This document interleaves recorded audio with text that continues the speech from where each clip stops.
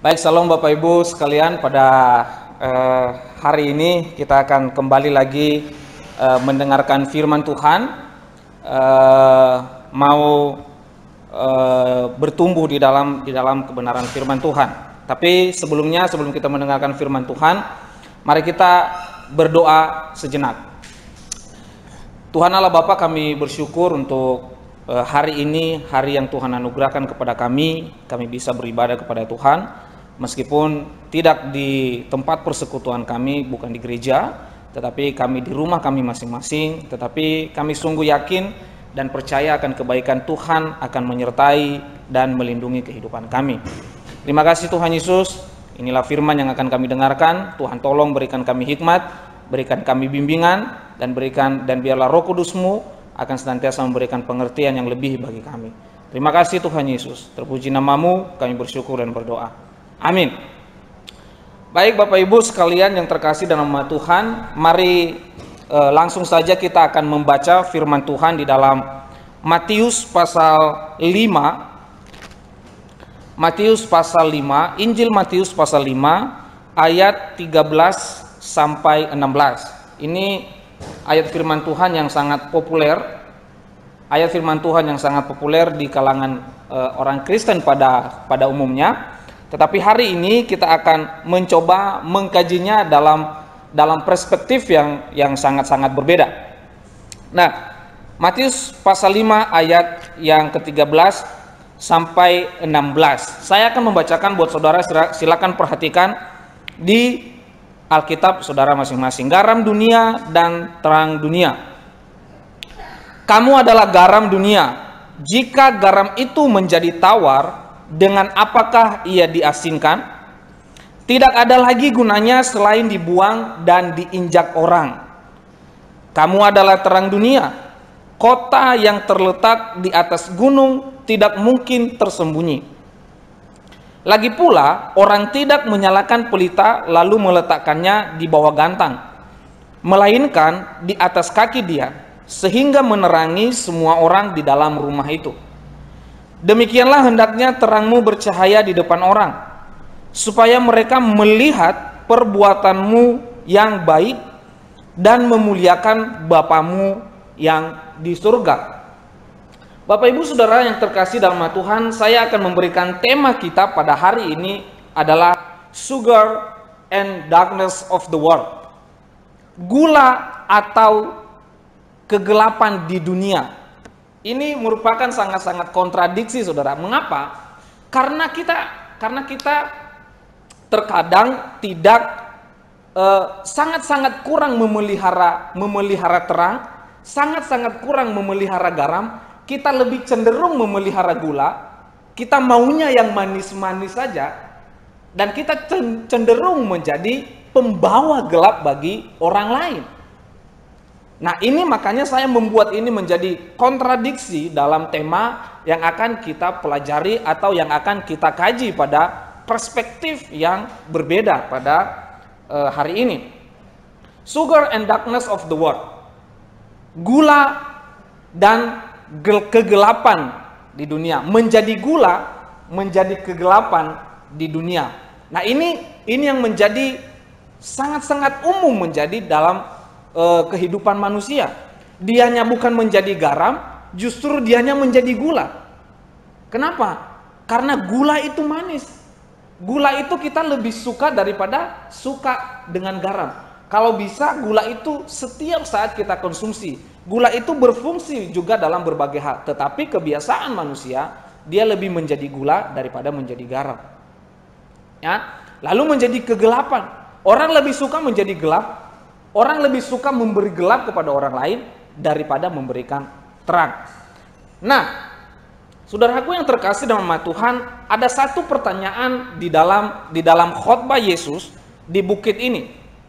Ada satu pertanyaan yang menjadi bahan kajian kita pada hari ini di khotbah di bukit yang terkenal ini.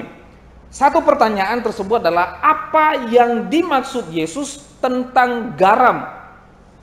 Apa yang dimaksud Yesus tentang garam dan terang? Siapa-siapa yang dimaksudkan Yesus tentang garam dan terang? Kalau saya bertanya kepada Bapak Ibu sekalian, Saudara-saudaraku, kalau saya mengatakan siapa yang mau menjadi terang dan garam, pasti saudara akan mengangkat tangan. Dan mungkin saja saudara yang akan menjadi orang nomor satu dan paling pertama yang akan menjadi terang dan garam. Pertanyaannya, sudahkah Anda semua menjadi terang dan garam? Sehingga saya munculkan pertanyaan ini, apa yang dimaksud Yesus tentang garam dan terang? Sehingga ini menjadi concernnya kita, dan ini menjadi bahan pemikiran kita pada hari ini. Nah saudaraku, kita jangan jauh-jauh apa yang dimaksudkan Yesus tentang garam atau tentang terang. Karena di dalam khotbah ini, kalau kita melihat dalam bahasa Yunani, saudara, ini tidak ada pasal, tidak ada ayat. Semuanya nyambung. Ya, dari pasal 1 sampai pasal yang berikut itu tidak ada pasal, tidak ada ayat, tidak ada judul, bahkan semuanya polos. Tidak ada apa-apa. Yang ada hanya tulisan yang di dalam dialek bahasa Yunani. Nah, saudaraku, sebelum Yesus berkhotbah tentang garam, sebelum Yesus berkhotbah tentang terang, ya, terlebih sebelumnya Tuhan berbicara tentang ayat 1 sampai dengan ayat yang ke-12. Nah, mari saudara, kita akan balik atau kita melihat ayat-ayat yang sebelumnya dari ayat 3, ya. Dari ayat 3 sampai ayat yang ke-12. Nah, ini akan menjadi bahan pembicaraan kita atau bahan kajian kita. Kenapa Yesus mengatakan terang, kenapa Yesus mengatakan garam dan terang. Nah, yang menjadi garam dan terang itu, saudara, ada di ayat 3 sampai dengan ayat yang ke-12. Nah, saya akan, apa sih sebenarnya dari ayat 3 sampai ayat yang ke-12 ini? Sering orang menafsirkan ini, saudara, menjadi tafsiran yang ambigu dan tidak nyambung dengan ayat-ayat yang lain. Nah, sehingga hari ini mari kita melihat dalam perspektif atau dalam arti, ya, yang dimaksudkan Yesus pada saat itu, ya. Nah, mari saudara, ayat yang pertama maksud saya, yang pertama di ayat yang ketiga. Di ayat yang ketiga dia mengatakan begini: berbahagialah orang yang miskin di hadapan Allah, karena merekalah yang empunya kerajaan sorga. Ayat ini, saudara, sering diplesetin. Maksudnya miskin harta, maksudnya kita miskin di hadapan Allah, maksudnya dan yang lain. Lalu miskin dalam hal ini sering dibawakan dalam kemiskinan secara fisik. Tetapi kita lihat apakah yang dimaksudkan Yesus demikian. Nah, saudara, kalau kita melihat kata berbahagia, ya, kalau kita melihat kata berbahagia dalam bahasa aslinya itu adalah makarios. Makarios itu artinya adalah bahagia, beruntung. Tapi dalam bahasa Inggris, kalau kita melihat dalam King James Version, di sana dikatakan blessed, diberkati. Ya, diberkati. Jadi kalau kita melihat ayat 3 sampai dengan ayat yang ke-12, maka kata berbahagia di sana itu adalah diberkati. Karena di dalam bahasa Inggris itu artinya blessed, bukan happiness, ya. Bukan happiness, tetapi adalah blessed. Berarti mari kita ganti kata ini, bukan mengurangi firman Tuhan, ya, atau bukan menambahkan firman Tuhan, tetapi kita ganti katanya sesuai dengan kata dalam bahasa Yunani, yaitu diberkati. Diberkatilah orang yang miskin di hadapan Allah. Nah, saudaraku, menariknya adalah di dalam bahasa aslinya itu tidak terdapat kata miskin. Di dalam bahasa aslinya itu tidak terdapat bahasa miskin, tetapi yang ada adalah pneuma atau pneuma. Pneuma itu adalah roh atau spirit. Ya, loh kok nggak nyambung? Ya memang, karena pengertian kita selama ini miskin yang dimaksud itu adalah miskin secara fisik. Sehingga ketika saudara mendengar ini, loh kok nggak nyambung? Memang tidak nyambung. Kalau kita berpikir bahwa miskin di hadapan Allah yang dimaksud di sini adalah miskin secara fisik. Tetapi kalau saudara melihat di dalam bahasa Yunani, maka miskin di hadapan Allah di sana itu tidak ada. Tetapi yang ada itu adalah pneuma. Pneuma itu adalah spirit atau roh. Maka di dalam bahasa Inggris kalau saudara melihat, kalau saudara punya Alkitab bahasa Inggris, tidak ada dinamakan di sana pur. Tidak ada, tetapi yang ada di sana adalah pneuma atau spirit. Berarti kalau kita mau melihat keseluruhan ayat ini, maka diberkatilah orang, ya, diberkatilah orang yang rohnya atau spiritnya dia kekurangan spirit, dia kekurangan roh, dia rindu akan roh itu terus ditambahkan di dalam dirinya. Ya, yang dimaksudkan Yesus di sana adalah kerinduan kita, koneksi kita terhadap Tuhan, spirit kita atau roh kita dengan roh Tuhan itu nyambung. Ini yang dimaksudkan Yesus di sini. Nah, kebanyakan kita kan tidak seperti itu. Ya, kebanyakan kan kita tidak seperti itu. Justru kita sepertinya mengabaikan hal-hal seperti begitu. Kita tidak mau roh kita terus bertumbuh, terus dipush ya dengan firman, dengan apapun. Justru kita mengabaikan hal-hal yang seperti itu. Ya, tetapi saudaraku, di dalam hal ini bahwa miskin di hadapan Allah di dalam bahasa Yunaninya adalah spirit. Ya, saudara, berbahagialah orang yang memiliki roh yang sama, ya, roh yang sama di hadapan Tuhan. Ya, nah jadi saudaraku, apakah pertanyaannya adalah apakah roh kita dengan Tuhan itu sudah terkoneksi atau tidak? Nah ini yang menjadi koreksi bagi diri kita sendiri. Ya, berbahagialah orang yang miskin, berbahagialah orang yang spiritnya dengan Tuhan itu nyambung. Ya. Jadi spirit kita dengan Tuhan itu nyambung, bukan yang sekedar gua orang Kristen, gua ke gereja ngasih persembahan, ngasih persepuluhan, ucapan syukur, bantu gereja. No, itu tidak berlaku dalam hal ini. Dalam kemiskinanku, dalam kekuranganku, gajiku cuma sedikit, aku masih bisa memberi ke dalam gereja. Tidak nyambung, saudara, di dalam ayat ini.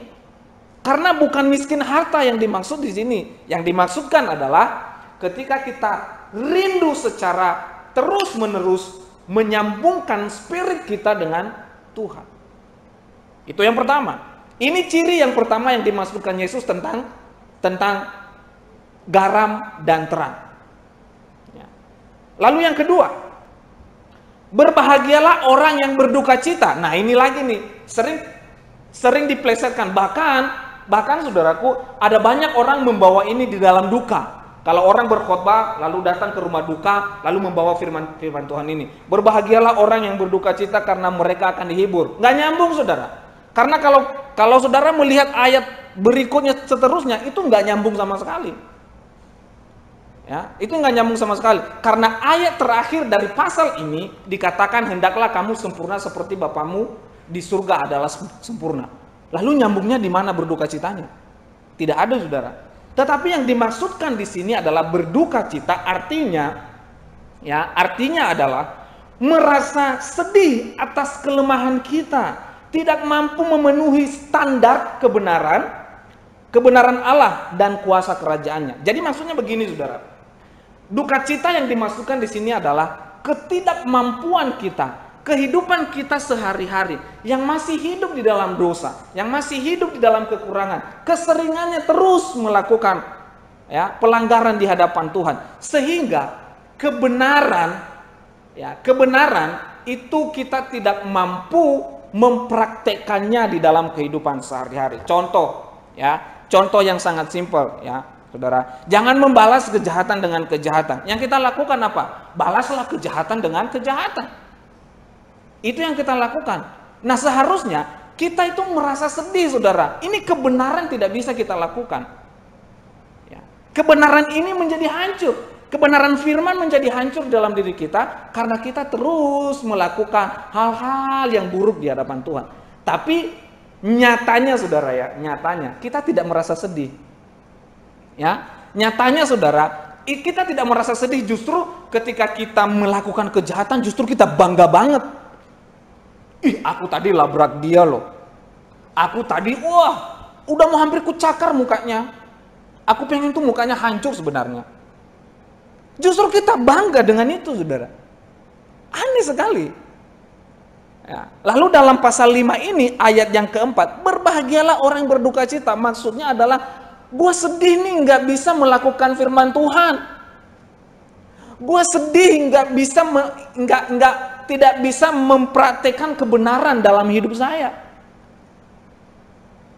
Ini yang dimaksudkan Yesus. Nah, ciri yang kedua ini merupakan ciri yang dimana bahwa kita rindu terus dibenarkan oleh firman Tuhan, terus dikikis oleh firman Tuhan, terus diasah oleh firman Tuhan, sehingga kebenaran itu akan membuat kita hidup, membuat kita bertumbuh. Ya, itu yang kedua. Yang ketiga, saudara, berbahagialah orang yang lemah lembut di ayat yang kelima, karena mereka akan memiliki bumi. Ya. Karena mereka akan memiliki bumi. Berbahagialah orang yang lemah lembut. Ya. Lemah lembut di sini, saudara, bukan suaranya yang lemah lembut, ataupun yang dimaksudkan di sini adalah bukan sifatnya yang lemah lembut, bukan. Maksud Tuhan di sini bukan itu, maksud Yesus di sini bukan itu, tetapi yang dimaksudkan lemah lembut di sini adalah mereka yang rendah hati. Ya. Mereka yang rendah hati dan patuh kepada Allah. Mereka berlindung padanya dan kehidupan mereka diserahkan sepenuhnya kepada Tuhan. Ya. Saudaraku, yang dimaksudkan lemah lembut di sini adalah orang yang berlindung kepada Tuhan. Ini saudara, orang yang berlindung kepada Tuhan, ya, mengutamakan pekerjaan Tuhan, ya. Oh, berarti mengutamakan pekerjaan Tuhan itu istilahnya meskipun utang gua banyak, yang penting gua utama. Itu juga bodoh, saudara. Bayar dulu utangmu. Ya. Tetapi yang perlu di sini adalah mereka dengan rendah hati membangun kerajaan Allah, dengan rendah hati dihajar oleh firman Tuhan, sehingga pada akhirnya orang-orang ini yang akan memiliki bumi tanpa merampasnya. Kenapa, saudara? Di ayat 5, berbahagialah orang yang lemah lembut karena mereka akan memiliki bumi. Ya. Maksudnya memiliki bumi adalah menggenapi firman Tuhan di dalam Kejadian. Kita menguasai bumi. Menguasai bumi di sini adalah kita menjadi orang-orang, ya, kita menjadi orang-orang yang dibanggakan oleh Tuhan. Ya. Kita menjadi orang-orang yang menjadi kebanggaan Tuhan. Kita menjadi orang-orang yang sangat diandalkan oleh Tuhan dalam hal kebenaran firman. Ya, saudara, ada 3 hal di sini. Rendah hati, mereka orang yang rendah hati, berlindung kepada Tuhan, dan orang-orang yang berlindung kepada Tuhan, orang-orang yang rendah hati di hadapan Tuhan, merekalah orang-orang yang menguasai bumi tanpa merampasnya. Maksudnya merampas bagaimana sih? Tanpa menipu, tanpa menjatuhkan orang lain. Demi jabatan jatuhkanlah, ya, jatuhkanlah teman sekerjamu.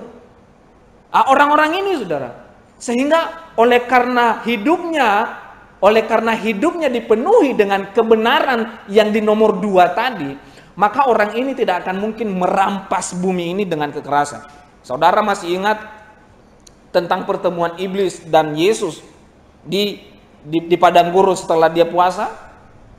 Ya. Iblis itu menggiring Yesus untuk merampas bumi itu dengan kekerasan. Merampas bumi itu dengan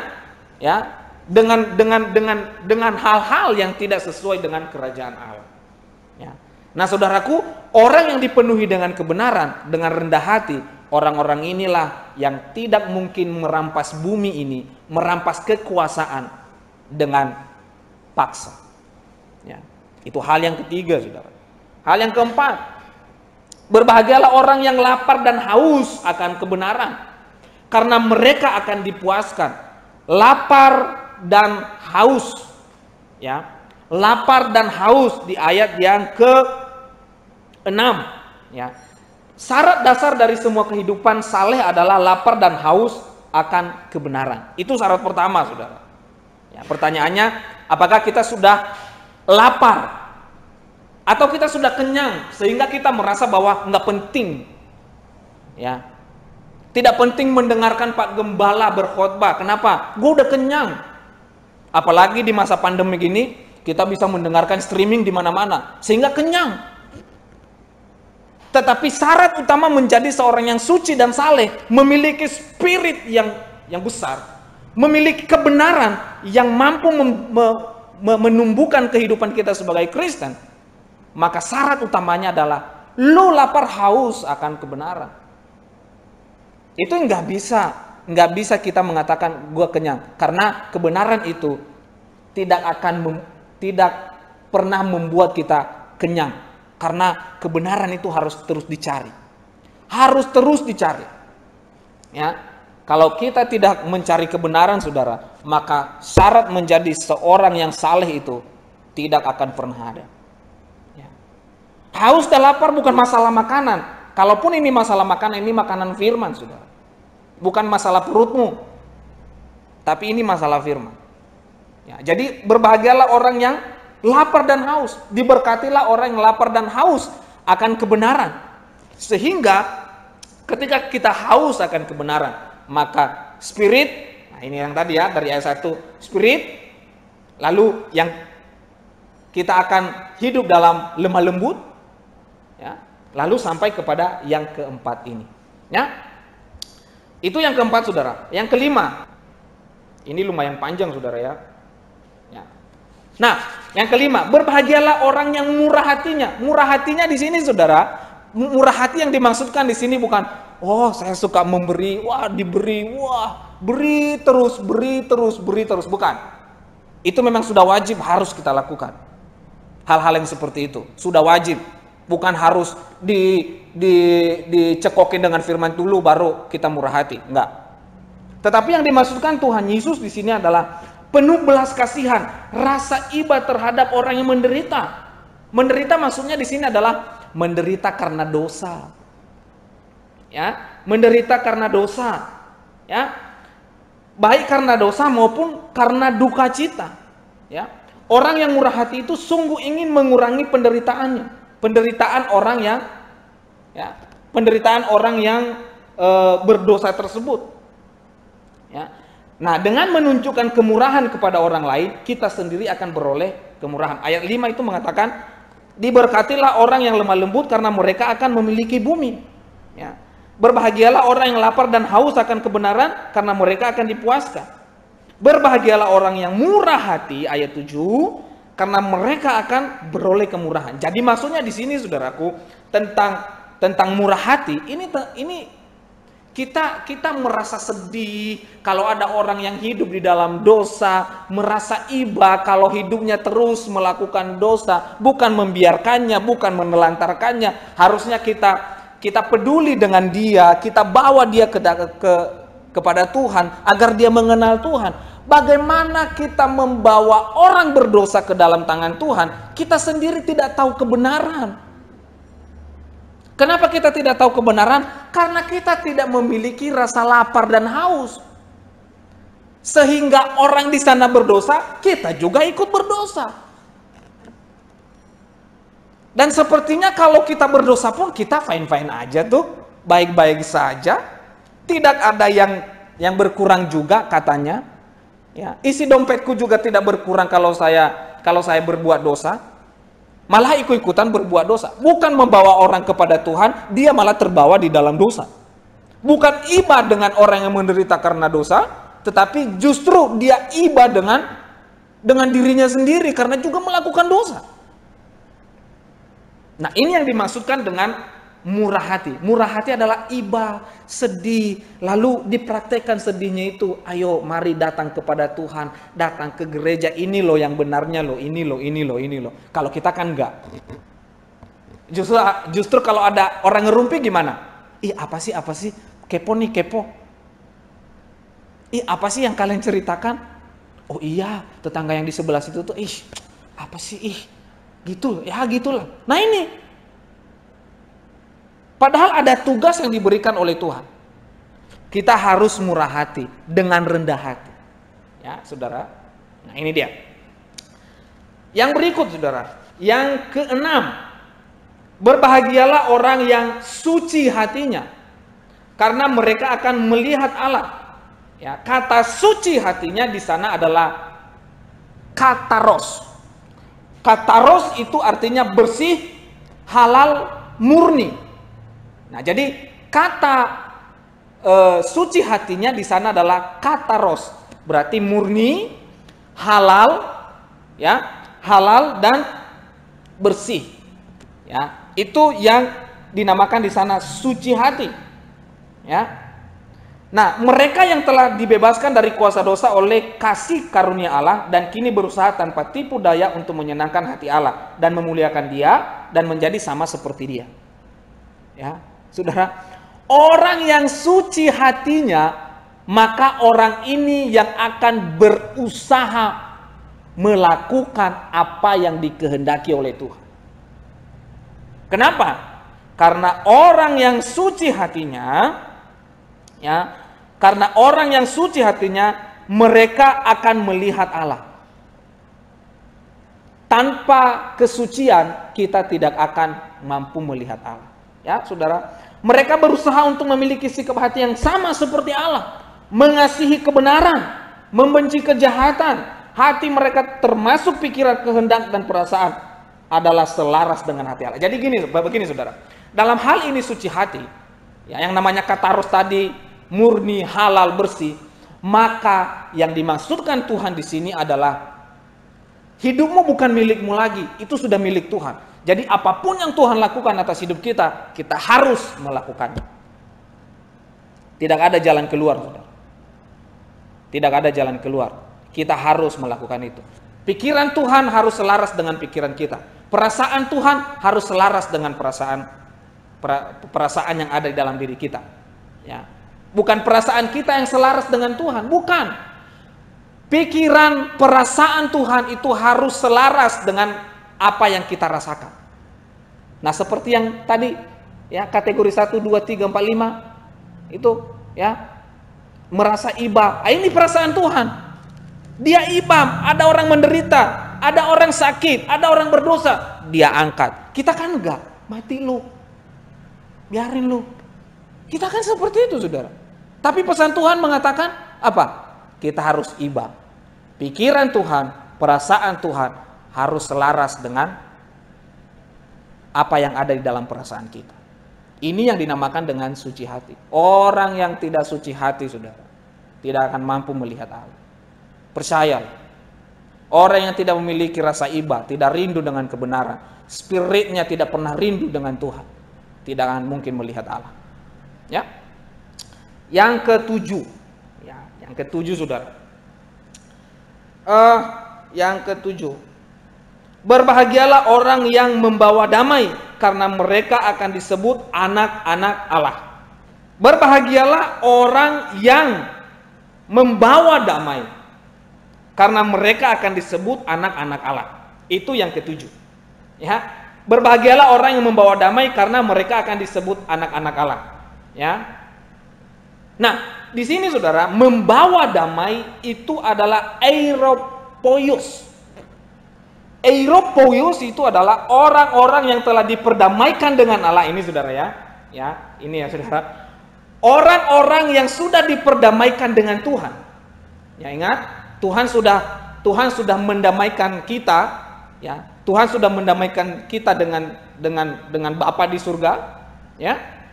Orang-orang yang telah diperdamaikan dengan Allah, mereka berdamai dengan Allah karena salib. Tuh. Mereka kini berusaha melalui kesaksian dan kehidupan mereka untuk menuntun orang lain termasuk musuhnya untuk berdamai dengan Allah. Bukan membawa rusuh. Wong udah musuh, dimusuhi lagi. Tuhan mengatakan di sini, "Hei, kalau you mengikut saya, kalau kamu mengikut saya, mau merasakan apa yang mau saya berikan kepada kamu, maka kamu harus membawa damai." Membawa damai itu adalah engkau sudah diperdamaikan dengan Tuhan, maka kamu harus membawa orang lain diperdamaikan dengan Tuhan juga. Bukan kita, wah tiap minggu, bukankah roti yang dipecah-pecahkan, wah nangis saudara. Bukankah ini merupakan roti dan anggur yang diperlambangkan sebagai tubuh dan darah Kristus adalah lambang perdamaian kepada Tuhan. Amin. Tapi kita tidak pernah membawa orang berdamai. Ini pesan Tuhan saudara, membawa damai. Membawa damai adalah kamu sudah diperdamaikan melalui tubuhnya, melalui darahnya, maka tugasmu adalah engkau harus membawa orang berdamai dengan Tuhan. Makanya tadi engkau harus ibadah dengan orang yang berdosa. Engkau harus haus akan kebenaran supaya engkau bisa membawa orang berdamai dengan Tuhan. Kalau kita kan beda. Dijadwalkan pelayanan oke, tapi kebenaran ogah. Saudara. Lalu ketika saya menyelidiki firman ini, saya mengatakan, ampun Tuhan. Ini firman ini ketika dulu saya masih kuliah S1 ini saya sudah menghancurkan kebenaran firman Tuhan ini. Saya merasa bahwa membawa damai itu adalah saya berdamai dengan, misalnya saya bermusuhan dengan Pak Gembala, lalu saya berdamai dengan dia, lalu sudah cukup. Ternyata bukan saudara. Maksudnya diperdamaikan di sini. Kenapa? Kenapa itu belum cukup kita berdamai dengan manusia? Karena itu sudah harus. Itu harus. Ya. Tapi yang paling sulit adalah membawa orang berdamai dengan Tuhan. Oke. Pak, saya sudah membawa orang kok ke gereja. Saya sudah membawa dia mengenal Tuhan. Nah, lalu seterusnya apa? Itu bagaimana Pak? Nanti saya dapat upah enggak? Loh, kok dapat upah? Kalau engkau membawa orang berdamai dengan Tuhan, saudara jangan mengharapkan upah. Karena kenapa? Itu sudah tugasmu yang diberikan oleh Tuhan. Menjadi pembawa damai, mendamaikan orang lain yang belum mengenal Tuhan, membawa dia kepada Tuhan untuk diperdamaikan. Karena kita sudah diperdamaikan di dalam salib. Ya, saudara? Tapi jangan-jangan Anda belum diperdamaikan juga dengan Tuhan. Makanya Anda takut membawa orang berdamai dengan Tuhan. Ya, mari kita periksa diri kita masing-masing. Ya. Yang ke-8. Tadi pembawa damai. Yang ke-8 sekarang. Diberkatilah orang yang dianiaya oleh sebab kebenaran, karena merekalah yang empunya kerajaan surga. Kata dianiaya di sana adalah penganiayaan yang menimpa semua orang percaya. Aniaya pasti ada saudara. Wahyu sudah menubuatkan itu. Aniaya sudah pasti ada. Ya. Mereka yang mempertahankan standar kebenaran. Saudara, saya pernah menyampaikan kepada saudara semua bahwa Matius menulis ini, menyampaikan surat ini kepada orang-orang Kristen Yahudi Yunani di Roma yang sedang masuk ke dalam penyiksaan. Ya. Ada yang sudah masuk ke dalam penjara, ada yang segera disalib, ada yang segera dibunuh, ada juga yang sudah masuk ke dalam lubang pembunuhan. Nah, lalu Yesus mengatakan, berbahagialah kalau kamu dianiaya sebab kebenaran. Dianiaya maksudnya adalah orang yang terus mempertahankan kebenaran, standar kebenaran.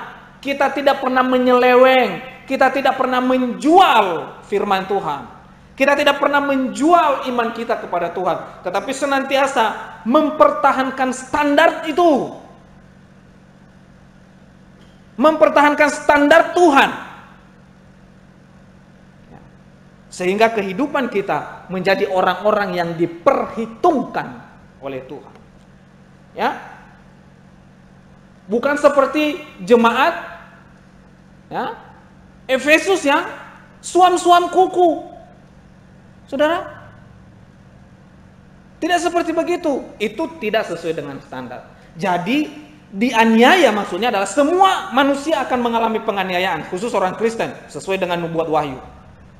Tetapi di dalam penganiayaan itu kita harus mempertahankan standar kebenarannya Tuhan. Ya. Yang kesembilan, saudara. Yang kesembilan. Mari kita lihat ciri yang kesembilan yang dimaksudkan oleh Tuhan tentang garam dan terang. Yang kesembilan. Di ayat 11. Berbahagialah kamu jika karena aku kamu dicela dan dianiaya dan kepadamu difitnahkan segala yang jahat.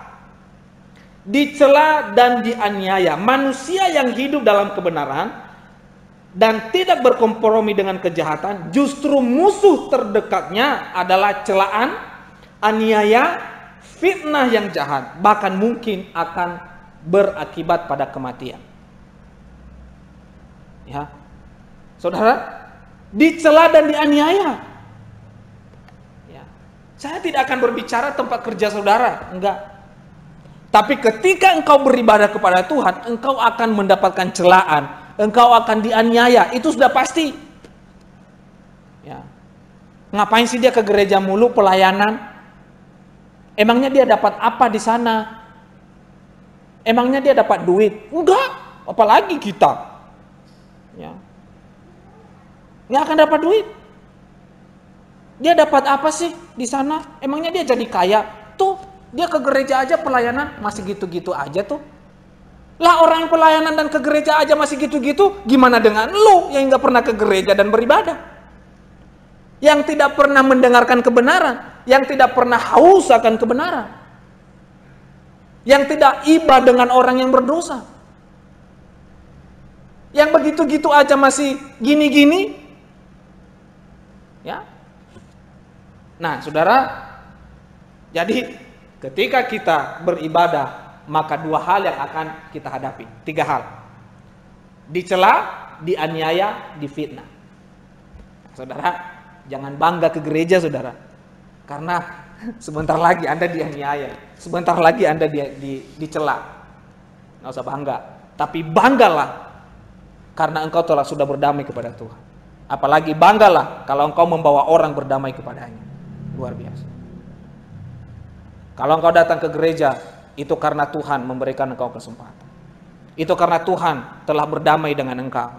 Maka itu harus engkau lakukan. Ya. Nah, yang ke-10. Yang ke-10, saudara. Ini ciri yang terakhir. Kalau udah terakhir nih sepertinya enak ya. Tapi belum paling akhir ya, saudara. Yang ke-10, bersukacita dan bergembiralah karena upahmu besar di surga. Sebab demikian juga telah dianiaya nabi-nabi yang sebelum kamu. Bersukacita dan bergembiralah. Maksudnya, hal ini menunjukkan bahwa seharusnya sebagai orang yang hidup dan mengamalkan kebenaran harus memiliki tujuan pasti. Ya. Sukacita dan kegembiraan kita di mana? Surga. Dari pertama sampai yang ke-9 kayaknya siksaan terus ya, saudara. Sisaan terus ya. Lalu yang ke-10, ciri yang ke-10 apa dikatakan? Bersukacitalah dan bergembiralah. Karena kenapa? Upahmu besar di surga. Upah apa? Uang? Bukan. Tapi engkau mendapat tempat paling tinggi di dalam surga. Itu upah kita. Itu sukacita kita. Itu kegembiraan kita, saudara. Ya, ketika kita mampu mengamalkan kebenaran, mempertahankan standar Tuhan, menjaga kesucian hidup kita, ya, membawa orang berdamai dengan Tuhan, spirit kita terus terkoneksi dengan Tuhan, perasaan Tuhan pikirannya sama seperti perasaan kita, maka upah kita, kegembiraan, sukacita itu ada di surga. Hebat. Nah, saudaraku, ini slide saya yang berikut. Ada satu diagram yang saya buat di dalam khotbah saya ini, saudara. Ya.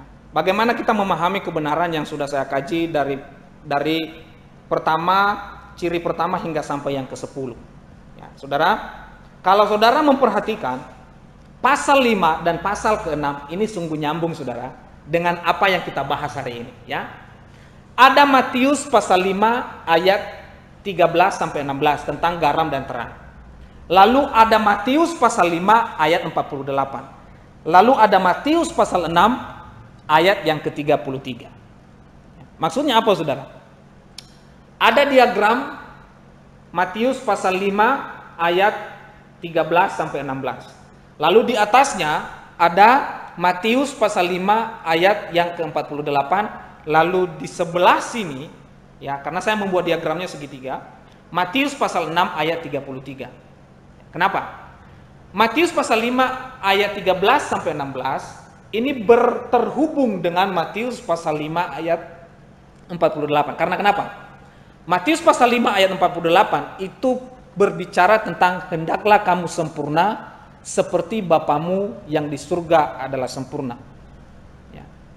Jadi fokus sempurna kita adalah di pasal 5 ayat 1 sampai 16. Ya, saudara. Nah, Matius pasal 5 garam dan terang tadi, ya, garam dan terang tadi, ya, itu terhubung dengan kesempurnaan Tuhan. Lalu juga terhubung dengan hendaklah, ya, carilah dahulu kerajaan Allah dan kebenarannya, maka semuanya akan ditambahkan kepadamu. Ya. Matius pasal 6 ayat 33. Nah, maksudnya saudaraku, Matius pasal 5 garam dan terang ini terhubung dengan hendaklah kamu sempurna seperti Bapamu yang di surga adalah sempurna dengan mencari kebenaran. Jadi ini merupakan diagram segitiga. Kalau kita mau sempurna, ya, kalau kita mau sempurna, maka kita harus menjadi garam dan terang. Ya. Kita harus menjadi garam dan terang. Ya. Bagaimana kita menjadi garam dan terang? Kita harus mencari kerajaan Allah dan kebenarannya. Ya. Kita harus mencari kerajaan Allah dan kebenarannya. Bagaimana kita menjadi sempurna? Maka ini semua tertuju ke sini. Mencari kebenaran Allah. Orang yang mencari kebenaran Allah, orang yang mencari kerajaan Allah, carilah dahulu kerajaan Allah dan kebenarannya, maka tujuan akhirnya adalah menjadi sempurna seperti Bapa yang di surga.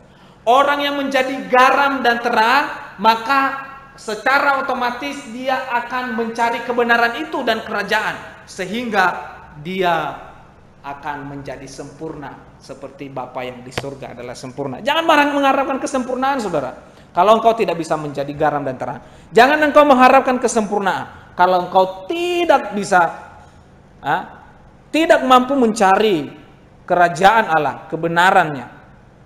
Ya. Ini hal yang paling penting dalam kita memahami kebenaran garam dan terang. Coba lihat saudara, ayat 13 sampai 16. Dikatakan di sana kamu adalah garam dunia. Dia tidak mengatakan jadilah garam dan terang dunia. Kalau jadi itu masih proses. Kita masih berproses untuk menjadi garam dan terang. Tetapi yang dia katakan di sini kamu. Berarti istilahnya ini sudah jadi, tinggal makan.